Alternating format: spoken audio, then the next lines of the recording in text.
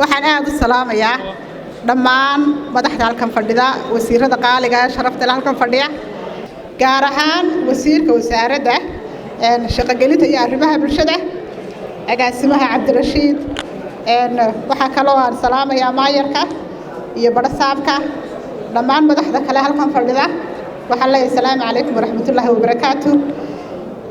waxaan aad ugu faraxsanahay inaan ka soo qayb galo carwadan qaaliga ah waxaan ugu talagalay soo kordhiyo waxaan ugu talagalay dhalinyarada guud ahaan Soomaaliya waxaan ku hadlayaa magaca hay'adda waddanka Hawaabo waxaan ku hadlayaa hay'adda UNICEF magaceeda waxaan ku hadlayaa isbitaalka nagaad intaas waxaan doonayaa inaan magacooda ku hadlo maadaama aan wada shaqayno barnaamijka haddii aan soo koobo maadaama waqtigu aad iyo aad u yaryahay hay-adda Waabo iyo nagaad oo kaashanaysa wasaaradda shaqo-gelinta iyo hay-adda UNICEF waxay hore u maalgeliyeen waxaa doonaynaa ka yaro warano horta bal maxaa la soo qabtay xagga maalgelinta waxaa hore loo geliyey oo loo tababaray 300 oo dhalinyaro ah labadii sano aynu soo dhaafnay 300 ee dhalinyarada ah waxaa la siiyey tababaro kala duwan si inta ka horeysa maalgelinta ay u fahmaan horta maxay qabanayaan oo loo baro hal abuurka ganacsi muxuu yahay oo loo baro bal iyaga laftooda sida ay shuraako u samaysan lahaayeen oo ay u fahmi lahaayeen shuraakada ganacsiga iyo qaabka loo wada shaqaysto iyo dardargelinta ganacsiga sida loo dardargeliyo ganacsiga iyo waxyaabaha u baahan yahay waxaan u sameynay business plan ay ku shaqeeyaan waxaa loo sameeyey xeer hoosaad iyaga laftooda ay ku shaqeeyaan xagga ganacsiga waxaa loo sameeyey registrationkii oo waxay haystaan certificate bay haystaan oo waa shirkado maanta diiwaan gashan oo ka diiwaan gashan Somaliland waxaan u sameynay account number oo waxay ku leeyihiin account number ay leeyihiin ay ku dhigtaan lacagtooda tusaale haddii aan soo qaato dadkii hore waxaa ka mid ah geedi shirkadii geedi halkan taagneyd ay noo warramaysay imika waa ay mahaylo wadaheeda waxaa ka mid a dayactira oo isaguna halkaa jooga oo inoo soo saaray soolarta waxay geeyaan soolarta baadiya wuxuu ka faa'iidaystaa inuu ku jaangareeyo moobilada oo ay ka iibsadaan halkaana waxaa ka soo baxay faa'iido fara badan oo dadkii baadiyaha joogay ee moobilada ay ka dhici jireen maanta kama dhacaan oo waxay ku jaangaraystaan soolarka waxaa ka mid a dhalinyaro kaloo iyaguna dharka carruurta intay ku bilaabeen markii dambe ogaaday dharkii ciyaalku in ayaamaha ciidda kaliya la iibsado oo ku kordhiyo imika waxyaabo kale si ay hor ugu maraan intaa waxaan doonayaa inaan ku soo koobo intii hore iyo waxqabadkii soo socday dhinaca ganacsiga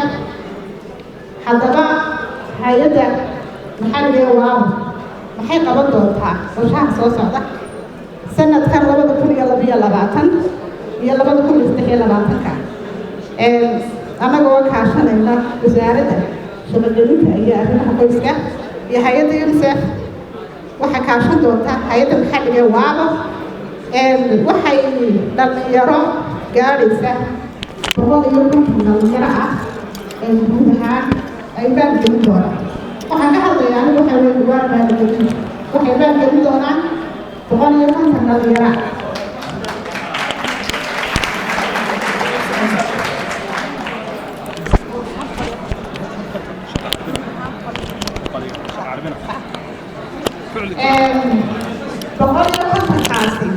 maaha intention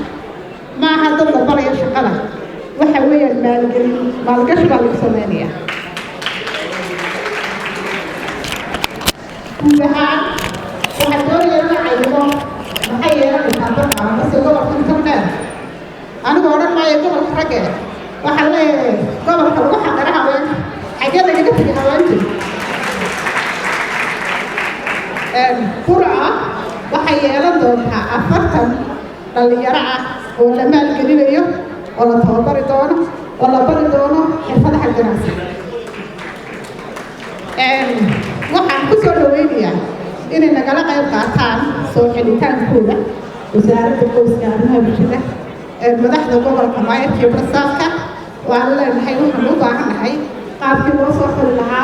سيون قطع عدالة أفرت كاحل نوت اللي ما نقلين دونه إن شاء الله ورد 13 دونه هذه لهي خدمة marka la yiraahdo shaqaaluhu marka inta laga yimaado maalgashiga hay'adda wadaniga waabo guud ahaan waxay hawlgelisay oo shaqo gelisay in ka badan 50 shaqaalaha maayarku waxaan sheegayaa inaan galbeed laga keenin ay burca leedahay xafiis weyn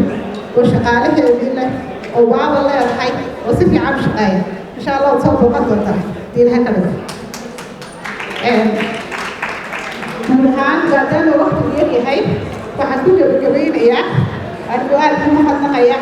wasaaradda shaqada iyo qoyska siday noogala shaqeeyaan dhalinyarada iyo kobcinta hay-adda UNICEF